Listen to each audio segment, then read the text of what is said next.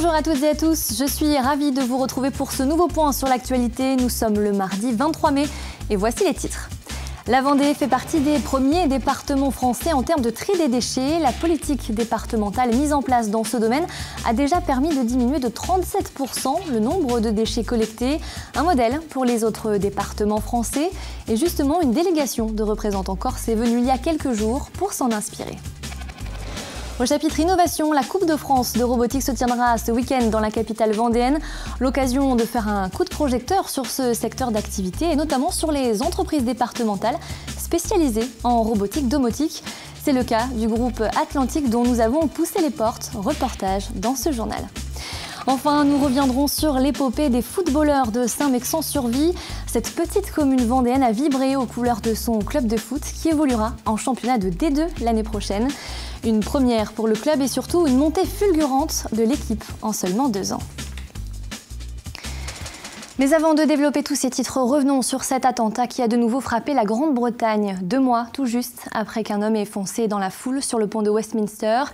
Hier soir, à la fin d'un concert de la chanteuse Ariana Grande, un kamikaze s'est fait exploser dans un foyer attenant à la salle de spectacle. La déflagration a provoqué la mort d'une vingtaine de personnes, dont le terroriste, et fait une 60aine de blessés. Parmi eux, des jeunes et leurs parents venus voir la star américaine. Un jeune homme de 23 ans en lien avec l'attaque a été arrêté dans la matinée.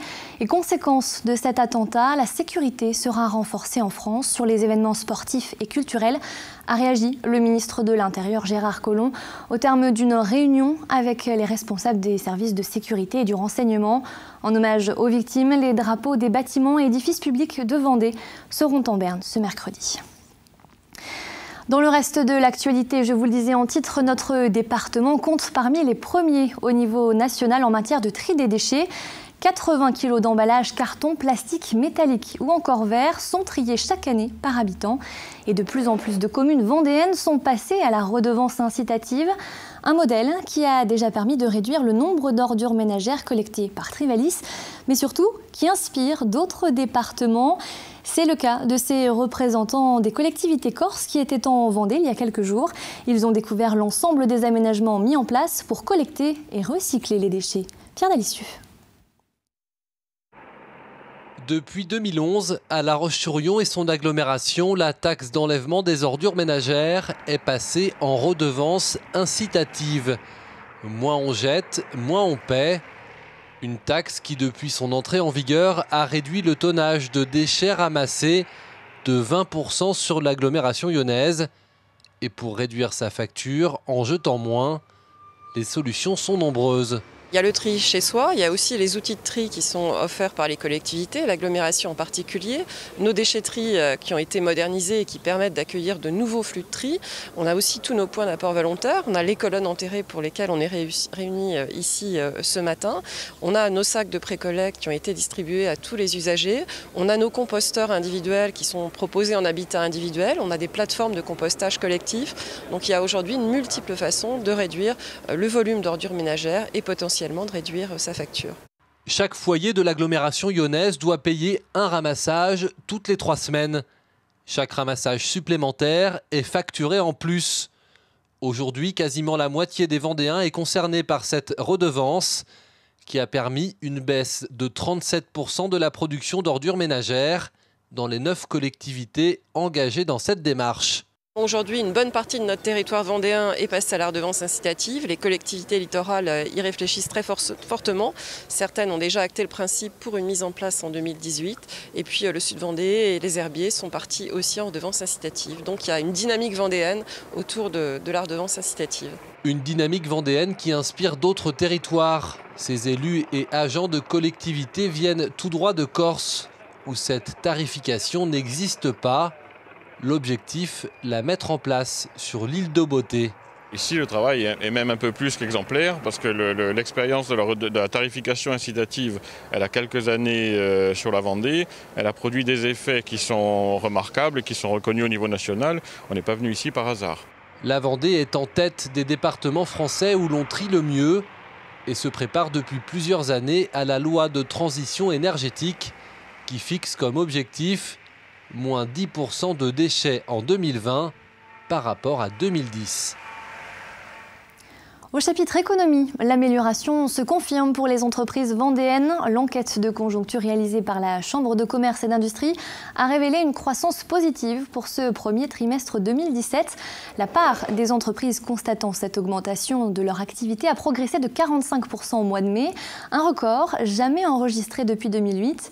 Ces bons chiffres semblent avoir un impact réel sur les trésoreries et l'investissement, mais aussi sur l'emploi. C'est même devenu l'une des priorités pour ces entreprises. Cependant, 53% d'entre elles ont du mal à trouver des candidats alors que le chômage reste important en Vendée. Ce besoin-là est la conséquence positive du niveau d'activité qui est à la hausse. Et donc un des enjeux finalement auxquels on peut être confronté aujourd'hui est de trouver les personnes à recruter dans les entreprises pour faire face à cette évolution positive de l'activité. Les secteurs les plus concernés sont l'industrie, avec plus de 70% de difficultés dans le recrutement, le bâtiment avec, et c'est heureux, un redémarrage qui se confirme, mais globalement l'ensemble des entreprises, la majorité des entreprises, avec 53% des entreprises interrogées, rencontrent aujourd'hui des difficultés. Parlons d'innovation à présent, puisque ce week-end se tiendra la Coupe de France de robotique au Parc des Expositions des Ouderies. L'occasion de faire un coup de projecteur sur ces disciplines d'ingénierie. Car ce domaine de la robotique domotique se développe de plus en plus dans le monde, et notamment en France. Et notre département n'est d'ailleurs pas en reste dans la discipline.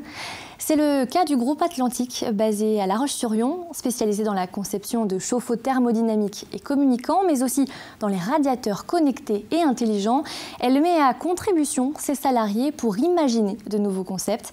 Un modèle participatif et entreprenant que nous expliquent Marion Vigreux et Pierre Dalicieux. De cette usine sortent chaque jour entre 4000 et 7000 appareils de chauffage, radiateurs, sèche-serviettes. Cette entreprise est leader en France dans ce domaine, mais ces derniers temps, tous les regards sont posés sur cet appareil, ici, en phase de test. Un sèche-serviette que l'on peut commander de son smartphone et surtout grâce à qui vous n'aurez plus besoin de chanter sous la douche. Le gros plus, j'ai envie de dire, c'est le fait de rajouter de l'audio, et donc en partenariat avec la société Cabas, qui est située à Brest, qui fait de l'audio haute fidélité. Nous avons intégré un système d'audio qui permet vraiment d'avoir quelque chose de très performant. Donc, je vais vous faire une petite démonstration juste à l'aide de votre smartphone. Vous lancez la musique et vous avez vraiment une qualité audio dans votre salle de bain qui est aujourd'hui inégalée. Un sèche-serviette qui fait office d'enceinte, il fallait y penser. L'idée est née de l'imagination d'un salarié et a pris forme ici, dans ce Fab Lab, un espace de créativité partagée créé par l'entreprise. C'est un collaborateur qui travaille pas du tout dans notre secteur au niveau de l'unité chauffage. Et donc il a pu bénéficier de cet espace pour pouvoir concrétiser cette idée et du coup la vendre en fait à nos dirigeants. Et c'est devenu du coup une idée qui a pu se concrétiser et sur laquelle tout le monde y voyait un intérêt certain. L'objectif ici est de décloisonner les différents services. Chaque corps de métier a accès au Fab Lab. Une façon aussi de valoriser les salariés en les sortant de leur quotidien. Car ici, chaque idée est bonne à prendre, peu importe d'où elle vient. Aujourd'hui, tout le monde peut avoir une idée, c'est-à-dire qu'on va avoir aussi bien du personnel qui travaille sur les chaînes de production, qui vont avoir des idées, que des gens qui sont plus basés dans les bureaux, des gens de la compta, alors des bureaux d'études évidemment aussi, même si c'est un petit peu plus classique et plus habituel, mais on va avoir l'ensemble des métiers, on va dire, qui sont aujourd'hui représentés dans cette démarche qu'on a appelée Tous Innovateurs, parce que c'est bien ça l'idée. Pour le moment, seul ce sèche-serviette est sorti de ce Fab Lab, mais d'autres prototypes seraient en cours de réalisation, des prototypes mis à l'abri de notre caméra.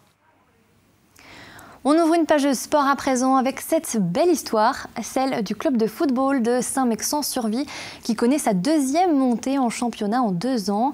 Après une victoire 3-0 sur le club de Saint-Gilles-Saint-Hilaire ce dimanche, les Saint-Mexantais sont assurés de monter en 2e division de district, un niveau jamais atteint par le club. Alors forcément, dans cette petite commune d'environ 1000 habitants et qui compte près de 120 licenciés au club ASSM, c'était la fête pour célébrer ces joueurs. Certains n'ont même pas hésité à graver ce moment historique dans leur peau. Regardez plutôt ce reportage signé Aurélien Huard. Saint-Mexant-sur-Vie, sa mairie, son église, sa salle polyvalente et son stade bien sûr. Un terrain de football utilisé tout au long de la saison par les 120 licenciés de la SSM. 120 licenciés pour 1000 habitants, le ratio est assez impressionnant. Certains nous arrivent de communes environnantes, bien sûr, comme souvent, mais nous profitons évidemment de la commune de Saint-Révérend, qui est une commune voisine. N'ayant pas de club de football, certains joueurs s'intéressent à Saint-Mexant, puisque c'est relativement à proximité. Mais c'est surtout l'ambiance du club qui fait que ça fonctionne bien aujourd'hui. Et le club était en fête dimanche dernier à l'occasion du dernier match de championnat. L'équipe première accède à la division supérieure pour la 2e année consécutive, passant ainsi de la division 4 à la division 2. Saint-Mexant devient la plus petite commune de Vendée présente à ce niveau.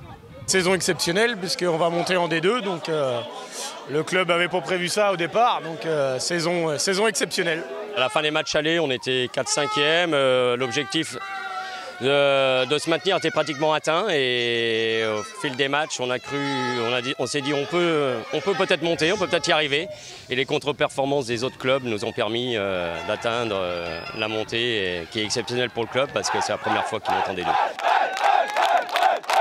Un club où règne la convivialité avec beaucoup de bénévoles très impliqués et où certains joueurs ont montré leur attachement à cette 2e famille de façon pour le moins originale. Soirée trop arrosée un vendredi soir après l'entraînement, un pari. J'ai parié de faire le logo si on montait en D2 et puis bah voilà, c'est fait.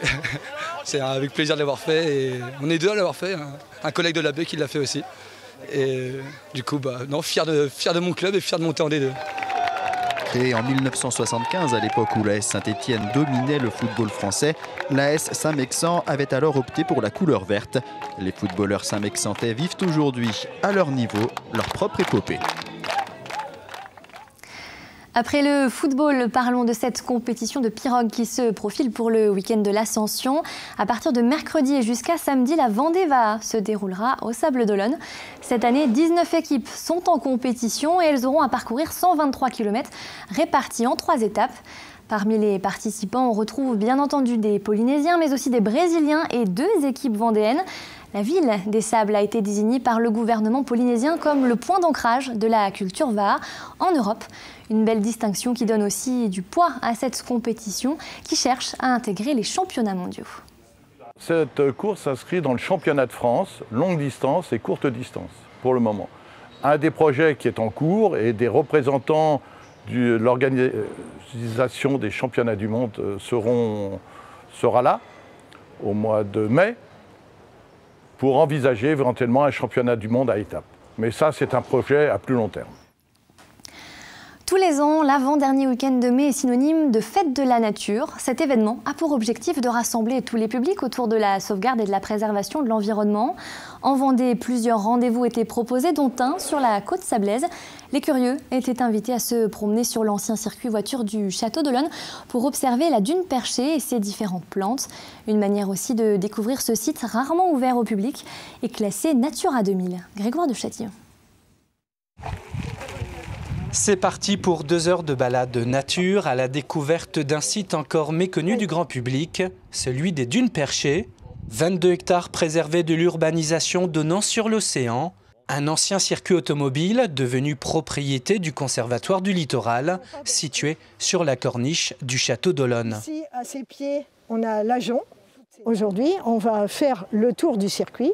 On prend appui là sur le goudron et on essaie de voir de chaque côté les zones et les plantes qui sont intéressantes, qui sont restées, qui nous sont livrées. Cet environnement de dunes perchées, il est très vulnérable au piétinement. Le fait qu'ici, il n'y ait pas eu de piétinement pendant 70 ans, on va dire, eh bien, a protégé un certain nombre d'espèces. Parmi ces espèces, le silène gallica. Elle n'existe pas sur Olonne et vraiment elle est ici en abondance. L'année dernière, c'était vraiment un tapis complet.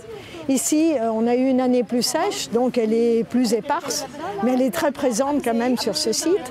Un site Natura 2000 ayant donc une grande valeur patrimoniale pour sa faune et sa flore et qui fait le bonheur de ses visiteurs. On a affaire à des gens compétents, accueillants, magnifique journée.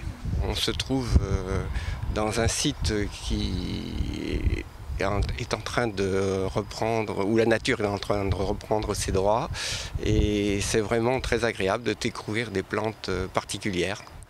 Ouvert seulement à la visite les premiers mercredis de chaque mois pour des raisons d'inventaire naturaliste, cet espace remarquable pourrait être rendu au public d'ici 2020 avec l'aménagement de sentiers pédestres et de pistes cyclables. Avant de se quitter, regardons à présent ce qui nous attend du côté du ciel ce mercredi. Au programme du soleil et encore du soleil sur l'ensemble du territoire vendéen. Les températures seront très agréables et même chaudes avec jusqu'à 28 degrés attendus à la Tranche-sur-Mer. Le bulletin météo de Fanny Poirier arrive tout de suite après ce journal. C'est la fin de cette édition. Merci de l'avoir suivi. Je vous donne rendez-vous demain, même heure, pour un nouveau journal. À demain, bonne soirée.